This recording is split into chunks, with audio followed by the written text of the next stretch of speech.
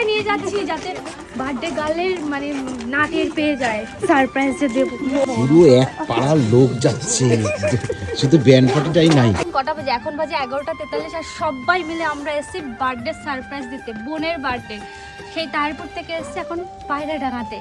দিনটা ছিল 18 ডিসেম্বর আর আমার বোনের বার্থডে ছিল 19 তারিখে।